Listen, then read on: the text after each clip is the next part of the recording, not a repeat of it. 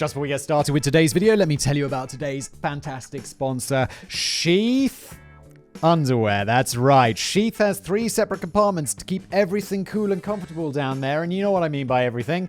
I mean your penis and your balls and, well, I guess your legs, but the legs go in the regular compartments. You've seen that before. What's unique about Sheath is they have 2 pockets for your different man parts, which really does keep everything separate and cool and comfortable. Look, it's kind of still I feel like we're not even really out of winter yet. So the cool and anti-sweat thing, not really an issue yet, but I've been wearing these all winter just because it's more comfortable. And in the summer, of course, extra comfort, extra cool.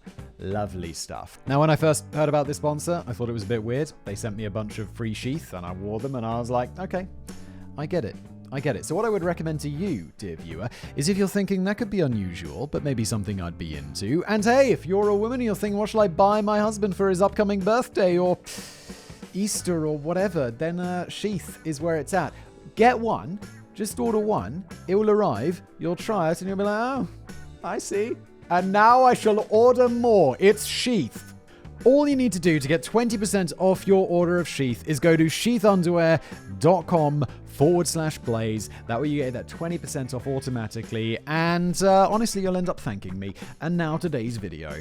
Hello everybody, welcome back to another episode of Brain Blaze. I, as ever, am your host, Simon. And what happens here, Danny writes me a script. I have never read it before. We're going to get into it. Afterwards, Sam is going to edit it. He's going to add in some memes and all of that good stuff. Let's go. This is Disgraceful Advertisements from Yesteryear.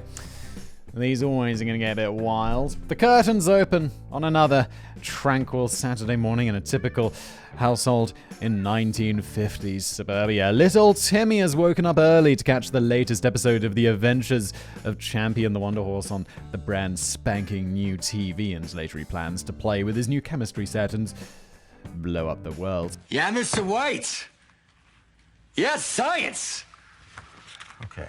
But little Timmy is distracted by the unholy racket emanating from the kitchen. It seems that mother has bought the wrong brand of coffee again, and so father has naturally chosen to vent his anger over this unacceptable lapse in shopping standards by bending her over his knee and giving her a jolly good spanking.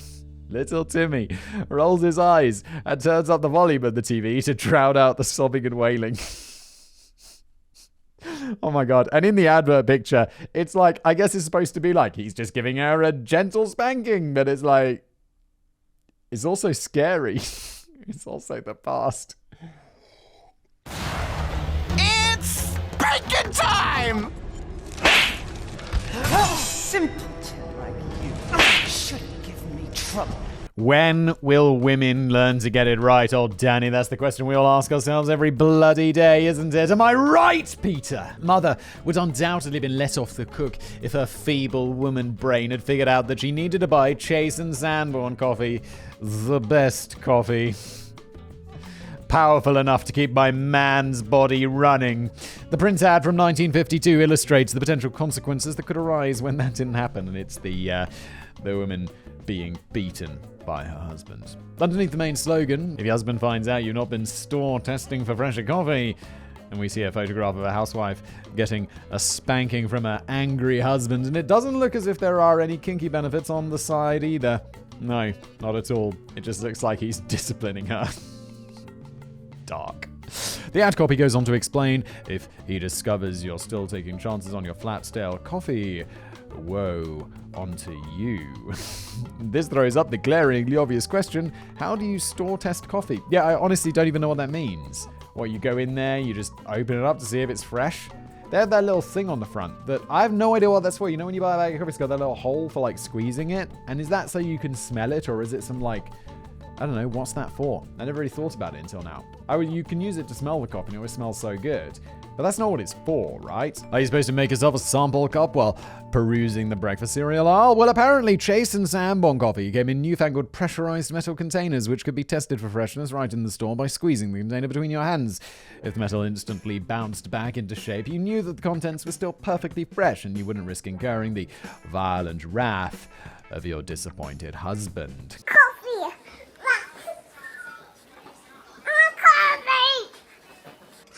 It's yes, that one time I bought him non-fresh coffee. and he gave me a savage beating. Husband gets home from work and there's all that coffee lined up in tins and he's like, bop, bing, bop, bing, bop.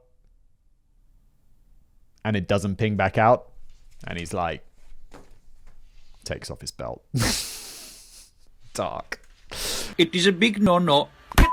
It can be argued that the advert would have been 100 times worse if the housewife appeared to be experiencing genuine pain rather than slightly comical shock. Yeah, she does have a little, not a smile on her face, but she's like, this is my fault. I deserve it. I should be beaten because the coffee isn't fresh, obviously. And I'm sure that Chase and Sambo were playing for laughs rather than seriously advocating the beating of a wife who doesn't buy the right coffee. But the marketing concept clearly leaves more than just a stale taste in the mouth today, as it plays into the idea of a husband being both the breadwinner of the household and the owner of the subservient wife who deserves to be punished if she ever steps out of line. I mean, yeah, we shouldn't be punishing our wives that we own. That's unacceptable. Owning the wife is fine. And while spanking appears to have been a popular marketing angle during a surprisingly chunky granule of the 20th century, indeed an advert for Kroger's Country Club 4 from 1938 depicts a man spanking his wife for spending too much money on a rival brand of flour. Fucking hell, who cares about brands of flour? I mean, I feel it's sexist enough that my wife does our grocery shopping. I mean, online. Obviously, it comes automatically and a person delivers it. But I have never given a single thought to brands of flour. It just is in the cupboard and it is flour. Like, it's flour. Cocaína. No. Flour. An Argentinian advert from 1946 suggests that a housewife can avoid a good thrashing if she shops for tasty processed meat rather than other foods which are too difficult for a poor hubby to digest. As late as 1972, the Missouri Power and Light Company were promoting new electrical goods with marital spanking, although thankfully we had shuffled forward a little in our thinking by this time. The company was advising husbands of a more effective way to keep peace and sanity in the household. Instead of spanking your wife, just treat the lucky minx to a new cooker. Wow, those are two really different things. Who came? This is like some Mad Men, except this would be something that's instantly thrown out. Don Draper would be like, but these things are the opposite of what we're trying to achieve. It'd be like, so a man wants to beat his wife, and instead he's going to buy her a gift? That makes no sense.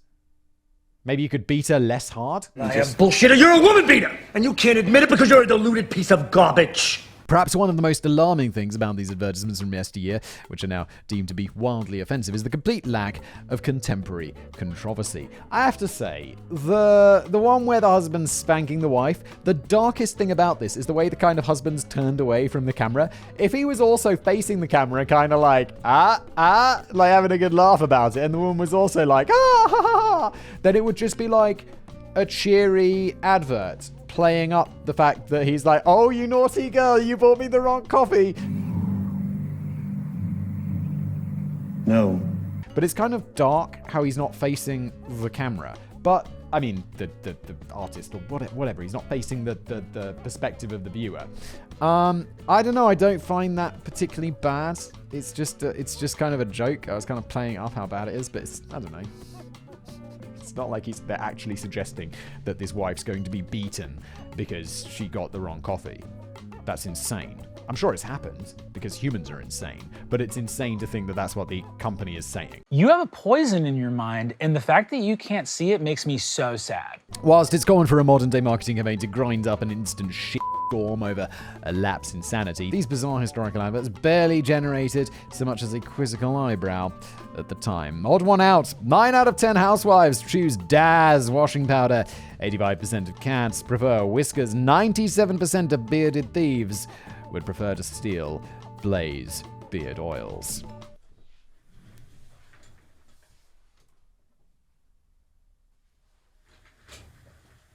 Blaze beard oils now available at beardblaze.com. Link below. This is the soothing anti-blaze. Ah, yeah. If you're a little bit red, I don't know, from like shaving or not shaving or whatever, this is the one for you. This is the one. The basic blaze is my go-to. We started doing this a year and a half ago. I still Still, I'm only about halfway through my first bottle, so that is the sort of value you get. I have enough of this stuff to last me forever. Adverts always deliver a compelling edge when they manage to persuade you that the overwhelming majority of your fellow consumers already buy the brand in question. It's why I always say 95% of the world's population watch Brainblaze. So it's great news for us. It's also an absolute lie. Lies. Oh, lies! Such as this one from 1952. 4 out of 5 men want Oxford shirts from Van Heusen, the self-proclaimed best-selling dress shirt brand in the world. Sam, can you put it up on screen now? Can anyone spot the problem with this? Holy that's quite bad.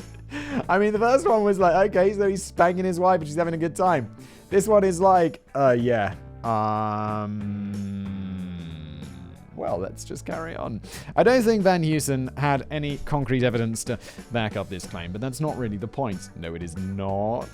That is not the problem. That is not the main problem with this advert. The advert depicts 4 smartly dressed white men in collared shirts and ties, proud to be wearing Van Heusen Oxfords. The odd one out is a man of colour, presumably some kind of tribesman with a ring through his nose and bone ornaments in his hair. Although maybe he's not the odd one out after all. The copy underneath the image reads, rumour has it even he would gladly swap his boar's teeth for a Van Heusen Oxford, except he wouldn't, because that's not there's many things wrong with this, but the general implication seems to be that the primitive and vaguely threatening man of colour is Danny. He doesn't look vaguely threatening. I don't know why you'd imply that. Sounds like you're the racist one. No, just kidding, Danny, I love you. Gay! Is not educated enough to enjoy the same superior stylings of the sophisticated white man. Look, as a sophisticated white man, I can tell you, we love these Oxford shirts. Just love them. And you know what we hate? Bones. Defenders of the ad have since argued that it's fairly reasonable to assume that any man living in the jungle probably doesn't give a shit about a new Oxford shirt, and that's the only point the ad is making. You'd have to be living under a rock or not remotely interested in Western styles to be ignorant of the quality of Van Heusen Oxfords. Okay, that's fine. And I'm sure, like, the advert said that's how they defend it. It's like, he would have wanted anyway. It's like, yeah, but, I mean, it's prima facie quite racist, isn't it? Isn't it? It is. You're goddamn right. But the brand could have expressed this in a million better ways. Perhaps include a man of colour as one of the smart and professional Oxford wearers and depict the odd one out as a clown or a cowboy or a goth or something. Yeah, like something that is by choice rather than by race. Guys, not okay. This was back in the day though, when everyone was racist. Instead, they appear to have gone with what was surely a deliberate attempt to convey the target customer as the civilized and superior white man, whilst throwing in the most stereotypical image they could conjure up of an ignorant man of colour living like an ignorant savage in the wild without an Oxford shirt. Yeah, I feel like if you search like racist image into Google, this is probably what comes up, along with that Heineken ad. Nope. Still, I doubt if the 4 grinning wet blankets could have pulled off the nose ring and the ornamental bone, so stuff you, Van Heusen Oxfords. I'm not even sure what a Van Heusen Oxford is. At first I thought they were talking about shoes, like Oxford shoes, but I guess it's like Oxford shirts. What is an Oxford shirt? Is that like, it's Oxford cotton, right? Is that softer cotton? Brilliant. How Big Macs are grown. Ronald McDonald appeared to have digested far too many dodgy mushrooms during the late 1960s and 1970s. I feel like Ronald McDonald... They got rid of him, right? Because he was creepy. You don't see Ronald McDonald hanging around anymore. Because he's, well, creepy.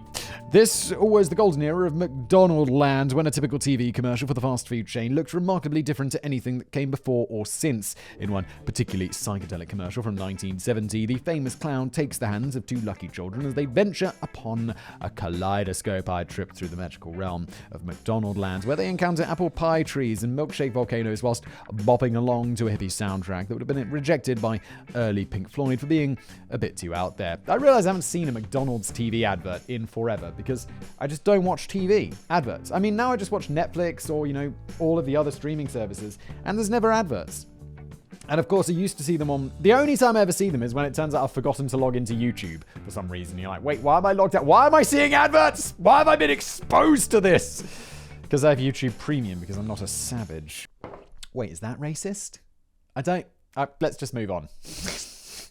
It's perhaps the only McDonald's commercial in history that attempts to explain where exactly hamburgers come from. If you're curious about this yourself, the answer might surprise you.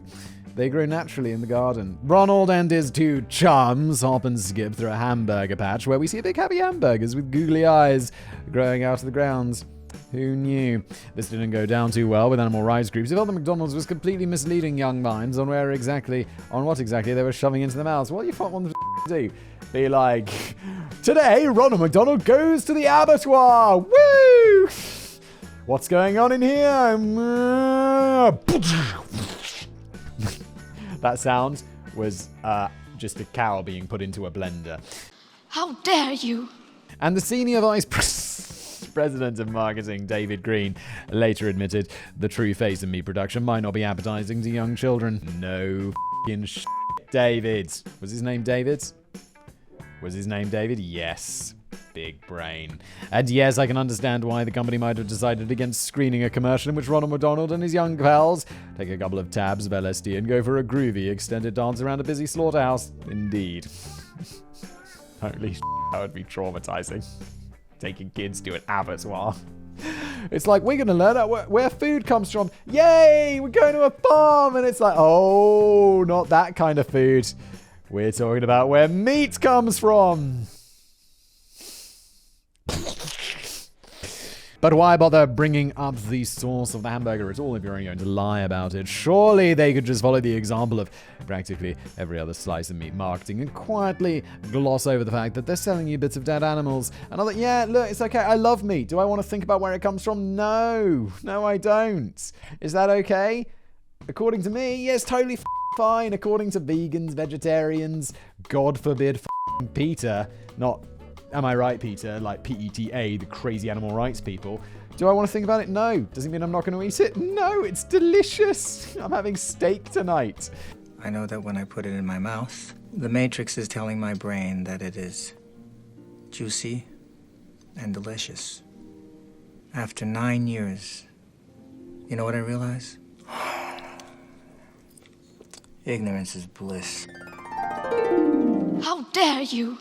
Another odd point to consider is that the commercial provides the hamburgers with eyes and dance moves, which kind of turns them into sentient creatures anyway. So this all seems kind of cruel when Ronald and the kids conclude the commercial by sinking their teeth into a juicy Big Mac. They could at least have gone for the less bloodthirsty meal option and stuck with French fries, which, as the commercial clearly shows, actually grow on trees. This is a terrible commercial. Broken Eastern Promise. This advertisement from JD's Aftershave from 1969 comes packaged with a deeply troubling slogan. Oh my god. Boy, does it ever. I just made a video about the Princess Bride. And basically, like, the main part of the story is that this king, he wants to, like, force himself getting married to Buttercup. And he's super rapey about it. And it's like, it's not okay. I mean, of course, in the past. But the past was the worst. The product might be all American, but the branding is infused with an Eastern fragrance, drawing upon the stages of the jade mineral, which is often to be depicted in Asian art as consistently highly valued and a precious gemstone. Does it smell? It's gemstone. So that explains why the face of the ad is an attractive and glamorous Asian model who appears to have forgotten to dress the bottom half of her in one of the more famous advertisements from the brand. The big problem is the 10-word slogan which accompanies the seductive imagery. If she doesn't give it to you, get it yourself. If she doesn't want to have sex with you, get all rapey. Not okay! Holy sh**. Don't do it. Now yes, the company would swear that the message is obviously intended to suggest that if your lazy wife can't be asked to fetch you a bottle of East Jade, then you should just have to make the drastic leap of shopping for your own toiletries like a f***ing peasant. But you'd have to be a half-wit not to get the disturbing attempt at humor, which implies that the woman is there for a man's pleasure, even if it's not mutually consensual. Dudes. When was this? What year was this? Holy There might also be a suggestion that it's more acceptable to do whatever you want to an Asian woman. Whoa, I didn't even register that, Danny. Holy sh**. Bearing in mind, this was just 1 year after the My Lime. Oh my god, Danny, did we go there? Fuck. No. Good lord. In which hundreds of Vietnamese civilians were raped and murdered by US troops. Oh my god. This is unacceptable today. I feel like after My Lime. Oh my god. Whoever was the Don Draper on this project needs to be f***ing shot. Where'd that live? It would be nice to think that the reason this advert wouldn't fly today is because we live in a far more enlightened era, and that might be partially true. But it's sobering to reflect on another reason why this ad was deemed acceptable back in the day. Just about everybody who worked in marketing at the time was exclusively male. I mean, which makes perfect sense, because we definitely know what's best for women and what appeals to women. Because we've just got bigger brains. Am I right, Peter? Boil in the bag, babies. At some point during the 1950s, DuPont pondered over the best way to market their superior cellophane, which had been hailed as a breakthrough invention for keeping a little Timmy's leftovers fresh just a couple of decades earlier. And they somehow came to the conclusion that wrapping babies in the stuff was the only way to go. And suffocating the babies? I mean, what are you trying to get across here? This particular ad is the most famous of the variants, depicting a strangely sinister stork carrying what appears to be a dead baby wrapped up in cellophane, alongside the slogan of "The best things in life come in cellophane." This is up. I mean, it's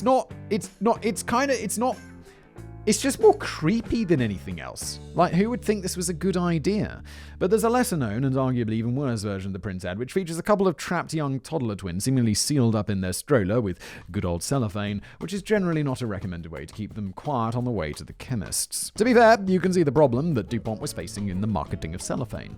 Any bits of leftover food aren't going to look particularly appealing when smothered in thin sheets composed of organic cellulose, but you would have thought that they could have shoved something else in there, literally anything else, to write the wonders of glorious cellophane, or maybe people in the past were just smarter. What the is wrong with just having like a nice plate of food laid out? I don't know, some tomatoes, a little bit of lettuce on there, maybe some hams, and then just nicely wrapping cellophane around it and being like, job done.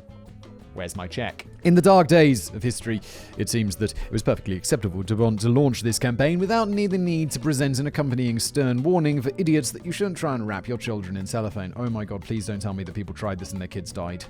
Please don't do that to me, Danny. Maybe this advert wouldn't fly today simply because we're too stupid to cope with it. I'm pretty sure that 4 out of 5 rather sore housewives would agree with me on that one. Ba-da-ba-ba-cha! This has been an episode of Brain Blaze. Thank you so much for watching. Make sure you like and subscribe. What's this? Beer dolls? For you? Yes. I mean, maybe you should encourage your wife to buy this, and if she doesn't, maybe she does deserve a beating. Not really. Just a joke. But get yourself some Beard Blaze. Thank you for watching.